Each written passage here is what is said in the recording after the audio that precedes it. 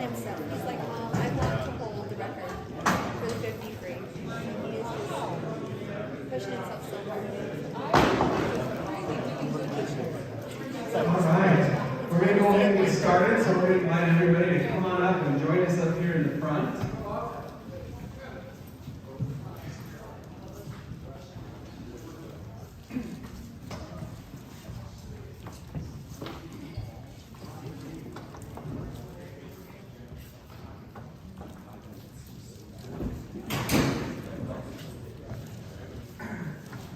All right. Well, we are grateful for all of you that are here this evening, our Meet the Candidate evening. We are grateful for our candidates for being here. We want to thank them for running. It's not easy to do, and we appreciate you doing that. And we're looking forward to getting to know more about each of you this evening. My name is Jared Wilkin, and I'm going to kind of be the master of ceremonies, I guess, for this evening, and keep us running and on time and doing all that kind of stuff. So let me give you kind of the format for what's going to happen. We're going to start with an opening prayer, and then we'll have the Pledge of Allegiance, following which each of the candidates have been given 5 minutes to tell us whatever they want to tell us. We have opted not to take any questions from the floor, so it should be done in about half an hour, at which point we'll have half an hour that you can go and meet with each candidate at their table, ask them questions, talk to them, all of that kind of stuff. Perfect. Deborah's giving me a look, and I was like, did I miss something? Did I forget to say something? But, okay, so we should be good. We're going to go alphabetical in order, so we'll start, when we go through the candidates, we'll start with the city council positions, and then end with the mayor position, and go through those. So we'll start our opening prayer. Mindy Grimshaw's going to give us our opening prayer, and then Andy Losey is going to lead us in the Pledge of Allegiance.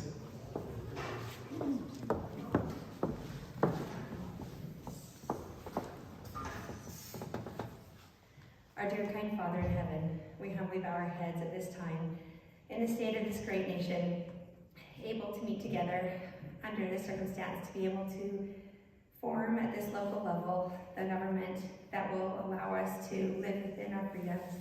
We're so thankful for this land we've been given, and we pray that as we now hear from the candidates, that we will hear them with the Spirit in us, that will let us know who we need to vote and elect in order to best run this city and prepare for the future.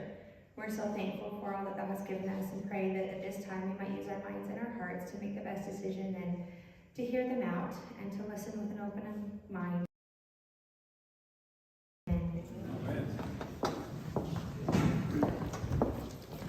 All right, if you guys please rise and proudly follow me in the pledge. I pledge allegiance to the flag of the United States of America and to the republic for which it stands, one nation under God, indivisible.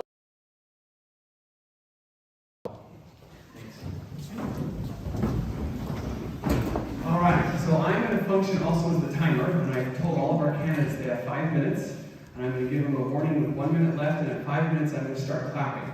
So if I start clapping, even if they're talking, you join in with me and just clap. That's going to keep us right on schedule, okay? So our first candidate this evening is going to be Robert Bromley. Tina, right over to him. Oh, and I'll just remind you guys to stay within the flags. The camera is recording that, so as long as you stay in that space, you should be good. Well, thank you for this opportunity. I'm Robert Bromley. I live next door to the Gateway Academy, in the house just east of it. And my wife and I have lived here in Enoch for about 4 years, and we quite love it. And I was invited to run for city council. I thought about it and thought, well, I've been retired for a couple of years. I have time. I have interest. I love the city. Let's give it a go. And it's interesting because vocationally I've been kind of an insurance executive kind of a guy, and helping people retire the last few years. You know, I finally retired myself. But avocationally I've been an actor. I've done a lot of plays, played a lot of good guys, a lot of bad guys. And this feels a lot like an audition. And I like the part. And I don't know very much about my fellow competitors, but I'm sure they're working for people as well. I appreciate them and their willingness to serve. I've had a lot of people come to me lately and ask me, what's your stance? What do you want to do? And of course I think, well, Enoch got translated once, let's do it again. And but on a more serious note, I don't really have an agenda. I don't know that I have something that I want to push. I want to be like the council person that's not running again right now, Jolene. She is such a sensitive heart. She is such a good listener and a thoughtful listener. And she respects people's property rights while wanting to move Enoch in the right direction. That's what I want to be like. I want to be somebody you can talk to, somebody that will listen to you, and then respond with wisdom and judgment at the end of the day. And that's all I got. I just want to be like Jolie and the other people I see on the council. I have such respect for them. They're good people. I'd like to be a part of it. Thank you for your time.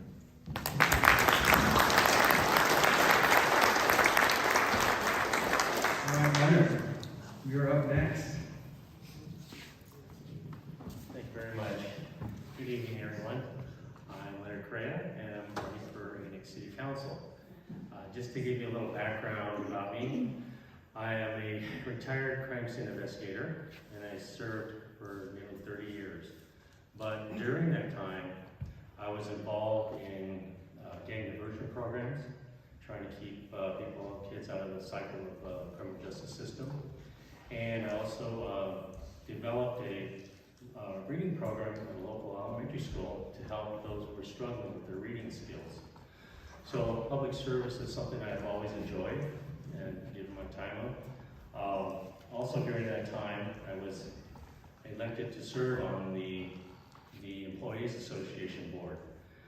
And part of the responsibilities that go with that was being in charge of a multi-million-dollar budget that affected both active and retired members. So I'm familiar with being fiscally conservative and looking out for the future of the town members and would be for the city. So that I was always looking towards the future in finding ways to make sure that our membership would be able to have a comfortable and secure retirement. So that's something else to bring to the table. My wife, Robin, and I were attracted to Enoch because it's a great community. The people here are just great. We love the rural feel. We broke ground in 2018 and we plan to stay. During that time, we had attended some council meetings and planning commission meetings to learn more about Enoch. And as I began to learn more, I felt the need to want to volunteer my time to serve. And I was asked to be part of the planning commission at the beginning of this year. And I've been there since, working with a great commission. Just to keep myself on track here. So it was the one thing that really stood out for me for Enoch was the response recently to the flooding. Seeing the community response come out, everybody coming out to help one another, it just solidified, our decision to live here. It was just a very moving, wonderful experience to see and be part of.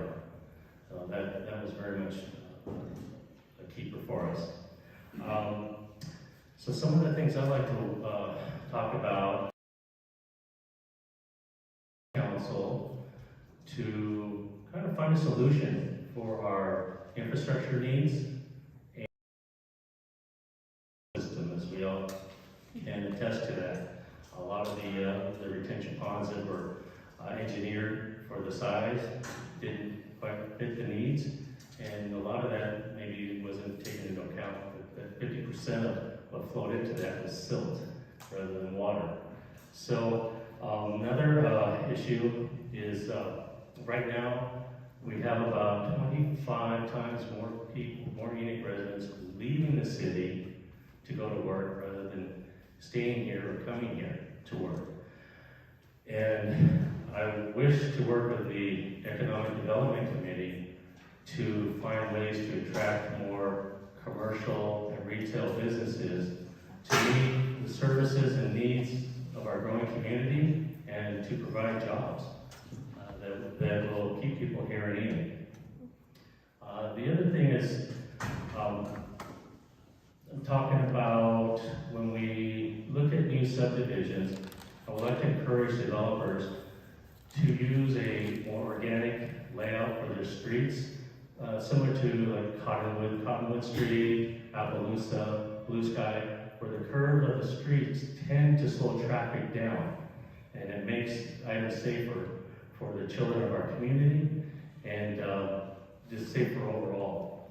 So that's what I have to bring, and I hope you vote for me come November 2nd. I'll be proud to serve as a planning commissioner. Thank you.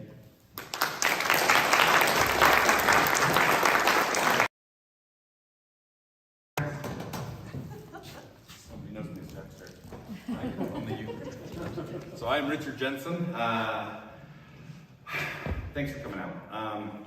Typically, I am fairly distrustful of government and the people who try to take power in it. And so you might ask then why on earth I am running for a government position. Solely because I was asked to. I'm a disabled vet and I don't have a job. The VA pays the bills. I got broken up in the Army. And but I hear people all the time say, I wish I was more involved. I wish I knew what was going on, but I've got kids and I've got a church calling and I've got a job and I just don't have time because I'm tired at the end of the day and I have to take care of these other things. And so after hearing that for some time, I thought to myself, well, you know what? The one thing I do have is time. And so I haven't missed a school board meeting all year, and I think I've only missed 2 city council meetings all year. I just started showing up so I could know what was going on and help my neighbors be informed. And about April or May, when I just kept showing up for no reason, I felt like I was always sitting in the crowd alone, except for the people who had presentations. One of the current council members, Jolene Lee, great lady, came up to me and she said, you know, you're here all the time anyway, and you know what's going on, and you understand the issues and the process and the people involved. Would you please run for my seat, because I'm not going to run again. And so that's why I'm running. My table in the back a little bit, I have a little bit explaining more who I am and some history and things I've done. I'm, military, my degree in political science. I had a 120-acre ranch out in Missouri that I ran cattle. I've had 2 house fires that have left us homeless and work a budget incredibly well, and so made us very fiscally responsible and have to know about. I've been able to turn that around. We're in a position now where we're able to move here and pay off our house and take care of things. And so I've been on the other end where I've been able to have extra time to worry about these kinds of things and try to serve with that time, because I've been in a position where I haven't received that service. On the back of my thing, I have what I think government should and shouldn't do. I'm very much of the mindset of Ezra Taft Benson, who said the proper role of government is to protect life, liberty, and property, and anything more or less is usurpation and oppression. So if this, in the context of a city, if they were to raise fees or raise taxes and we don't get any service for it, then that would be an abuse of their power, because we're not getting anything for it. It's less than they should be doing. But if they overstep those bounds and they do more than they should, right? If they delve into other realms, then that's not appropriate either. And so I don't have a big agenda of let's make change and let's do these big things. I like Enoch a lot. I like the small town feel. I would like to see it grow and bring in a few more businesses and build a base like that. But I don't necessarily want it to change. I think it's a great place. I do, however, want to make sure that it runs by good sound principles. One of my real concerns is most people think politics. I think one of the things the local government should do is protect you from bigger government, right? So if a bigger government organization tries to tell you, well, you guys are going to do this and you're going to do that, and these are the rules we're going to impose on you, the role of our city government should be, no, we're not. And they should be able to stand up for you and be a shield from bigger government and tell you, so that they're not trying to impose the values of Washington, D.C., or maybe even Salt Lake City on Enoch. That our values are represented by our government, and that we have people that are willing to stand up and say, no, we're going to do it our way. A lot of issues listed on the bottom, things I want to deal with: the flood and rainwater management, aquifer depletion and recharge. Road maintenance is one I hear a lot. I listed here domestic violence and abuse. I also serve on the Canyon Creek Services, it's the local women's shelter kind of thing. Serve on their community coalition to help prevent that kind of stuff. Thank you. You know, my wife and I are looking at maybe starting a self-defense class for that. We both competed in jiu-jitsu tournaments and those things the whole family does. We like to help people with anti-bullying and self-defense type things. I've been worked with the Utah State Prison. I dispatched for highway patrol and the local sheriff's office here in town. So I'm very much in favor of you know, our law enforcement, those types of things. I've got a wide range of experience in leadership positions, and you know, if you good people are willing, I'd love to be able to use it for the services of the people of Enoch. Thank you.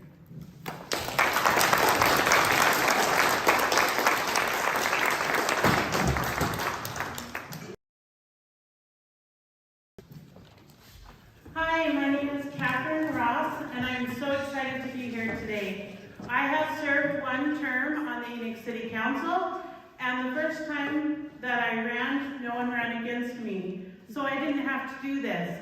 And even though the worst thing to me is standing in front of people and talking, I feel it's important that I'm here and that I am talking to you, and I'm glad that the Economic Development Committee put this together so we had this opportunity.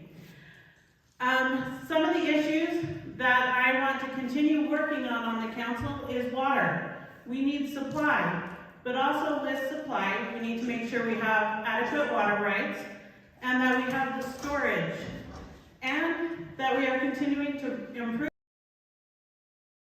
I know some of the wells have gone down in the past. We need to continue working on those and keeping them in good condition. One of the other things that I have been asked is, why do we continue building if we're short on water? And one of the reasons is that we require the 1934 water right. The state has come down and they're going to take away the younger water rights. They're going to retire them, maybe to come out of retirement, but as far as we know, retire. And so we, or the city council previous to me, had the foresight to require the 1934 right. That will also slow down building because they're becoming more rare and more expensive. That's not to say that I am anti-building. I'm not. My husband Lester is in the building trade. My son Asher is now going to school to become a plumber. He's training for 4 years to do that, and I would like to keep him around here and be able to be a local kid. And so I think we need to continue working on where to get the water. Whether it's West Desert, which I know the people there will fight for it, and we might not get it. And so we need to be thoughtful on how we use our water by conserving. And I think one of the things we need to discuss is maybe a tiered system, where smaller families, retirees, that it's just 2 people in the house may pay less. Where in my house, I have 6 in my house. We either will pay more or take shorter showers, which is really hard because I have 4 teenagers and they take really long showers. And also, I want to say that drainage is a huge issue. And as it comes up, the question always is this a Band-Aid solution? Are we pushing the water onto someone else? Are we pushing it into one location that never got it before? And how do we protect the homes that are getting it now? And I think we need to be thoughtful. It needs to be a city-wide plan. We can't just say this area and this area. It has to be city-wide. And I think we're going the right direction in that, and I want to keep working on that. And also, I know we need to talk about growth. Just south of here, I live here on the Nelson farm. I'm surrounded by farmland mostly. It's growing in that direction. Imagine my surprise when I got on city council and one of the major roads is between my house and my grandfather's house, which is really small. It's a 100-foot road, and there's not a lot of space left for a front yard or a backyard for my grandpa. And so we need to make sure that we are thoughtful, that we consider the residents that have already built and that they are protected, just like the people who were damaged in the floods. Those are their dream homes. And that's what we need to protect, is our homes and our families. And I'm so happy to be running, and I hope that you will come and talk to me at the table if you have any more questions. Thanks.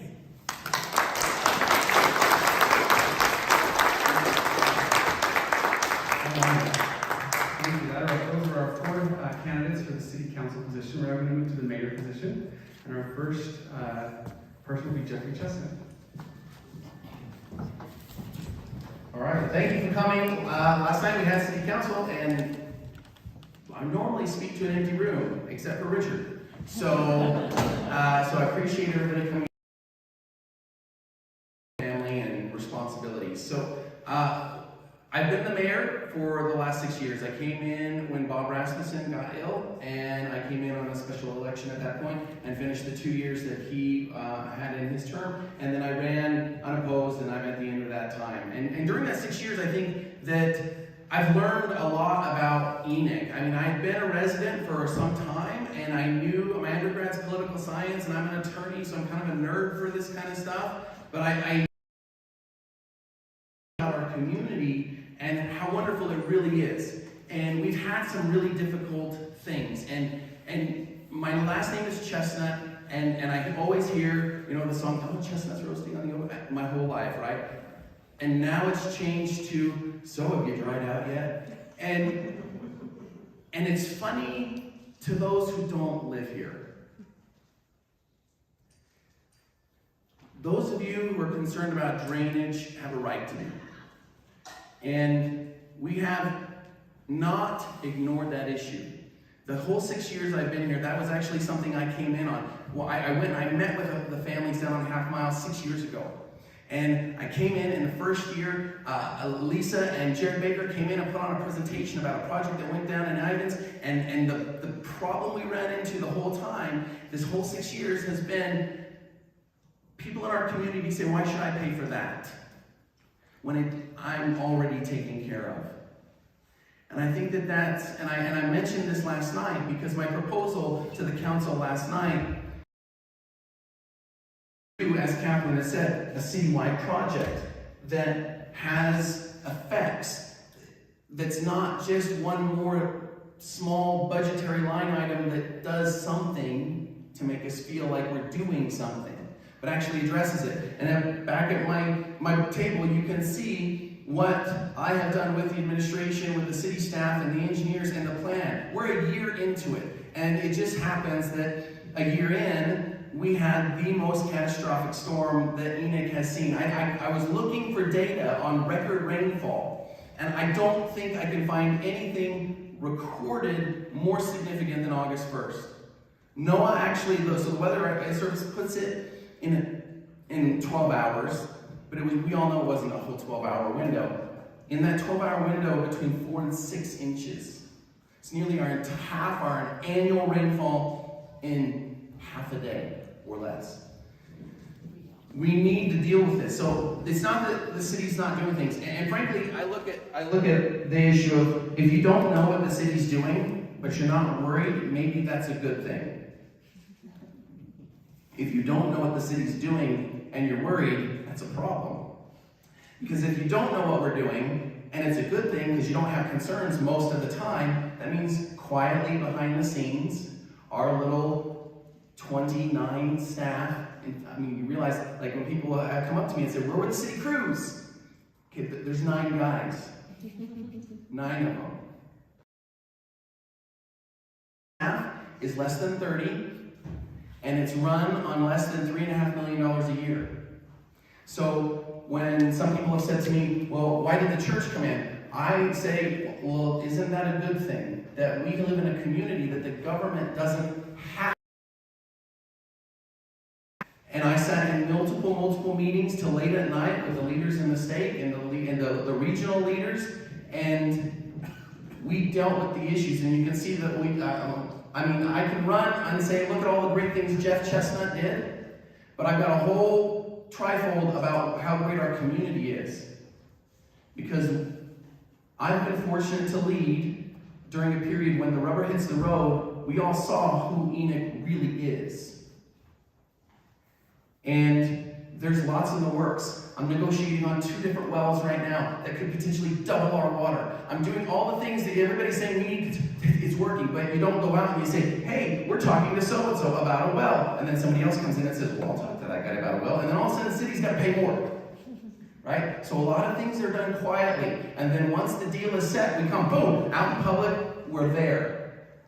If you come to city council, you'll know that I want to engage. I believe in engagement, and I can do that, and I will do that for 4 more years. Thank you.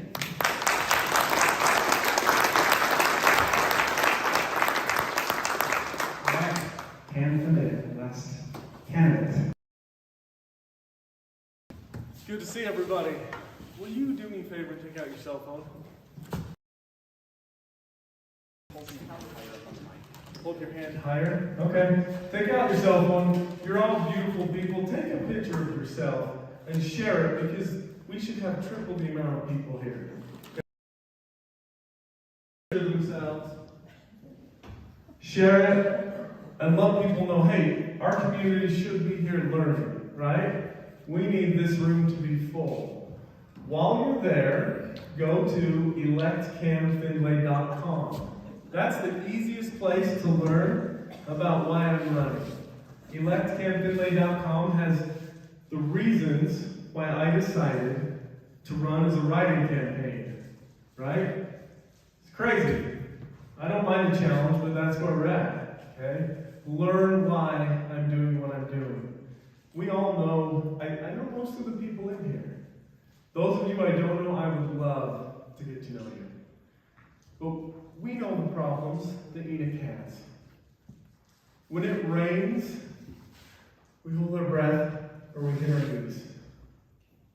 I want to fix that. We shouldn't have to go around our house when we get rain. I want to solve that. One of the things that is, for better or worse, my bread and butter, I get people together who are passionate, who are resourceful, and we solve problems. That's what I do in my profession with the governor's office. That's what I do with my family, in my neighborhood. And that's what I've tried to do for the last 11 years in Enoch. When there's a problem, who can help? Who can we get together to solve this task? I'm a man of action. I think it's really important that we act and not be acted upon. Okay, our infrastructure is where it is right now in the city. Do any of you know when the best time to plant a tree is? About 20 years ago. 20 years ago, right? The second best time to plant a tree is today. I'm running as a writing candidate for mayor because I want to plant it today. We cannot, C.S. Lewis said, we cannot go back and change the beginning. But we can start today and change the ending. Look on my website. Change the ending. We need to be more prepared and responsive to natural disasters. We know that. I will get the right people together, the experts. These problems have been solved in many cities across the nation. We can solve these problems. Okay?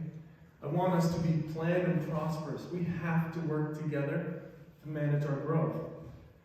If we don't manage growth, it manages us.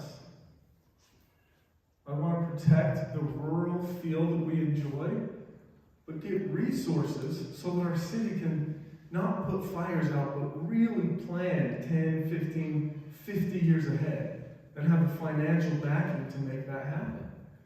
We can do that together. Plan for a prosperous future for our city so that we can thrive, so that our kids can stay here and love being here. The last one is active and lively. I want to help Enoch be active and lively so that we have the amenities that we want to enjoy right here in our city. Again, I'm Cam Finlay. I'm going to ask you to take 3 extra seconds on your ballot, fill in the box, and write me in. Okay? Cam Finlay, write me in for mayor. We can do great things together.